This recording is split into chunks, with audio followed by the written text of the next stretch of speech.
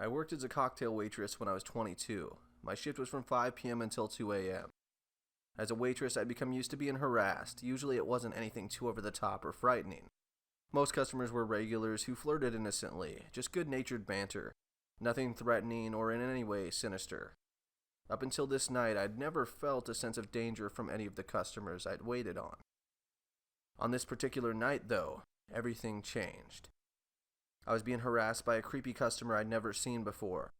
He'd said such inappropriate things to me that it crept me out. He was relentless with his inappropriate remarks. At one point, as I was serving him his drink, he reached out and put his hand on my ass. After this happened, I never went back to his table again. If he wanted another drink, he'd have to go up to the bar and ask the bartender. I was through with waiting on this sinister creep. This happened back in 1978, so it was a time when I didn't have any recourse when things like this happened. The bartender only made customers leave when they were far too drunk to sit on a bar stool or at a table or booth. Otherwise, we were on our own to deal with creepy customers. At closing, he finally left. Even though he was gone, I still felt such a sense of unease. I wasn't easily spooked, but this guy had really freaked me out. There was just something off about him. It took me nearly an hour after closing to complete the work and cleaning I had to do to have the bar ready for the following day. So it was about 3 a.m. as I made my way through the dark parking lot to get to my car. It was such a deserted and isolated place at night. The parking lot had woods that surrounded it. That in and of itself was pretty creepy. But as I was about halfway to my car, out of the corner of my eye, I saw him. My heart began to pound as I realized that he'd waited in the lot for me to come out. I knew I had to get to safety of my car, or this man was going to do God knows what to me. I was young and fit, whereas this man was in his late 40s and overweight. My thoughts were quickly assessing my situation. I didn't want to be kidnapped and murdered. That was the scenario I envisioned if this man got to me before I could get to my car. I knew I'd have to make a run for it. I ran as fast as possible.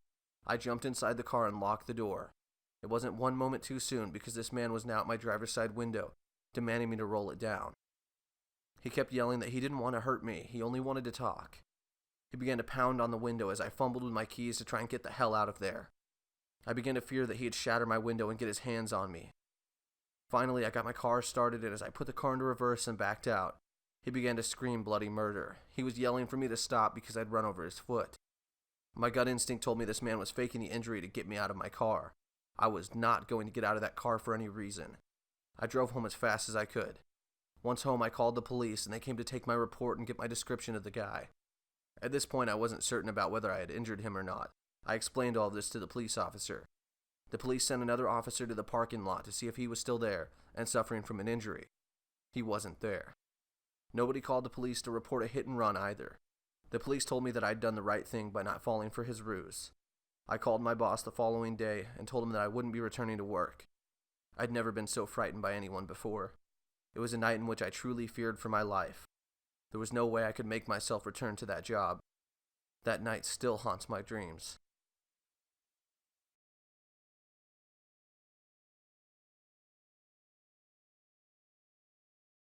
Hey Scaredy Cats, thanks for watching. Feel free to subscribe and hit the notification bell so that you'll never miss out on any of the stories.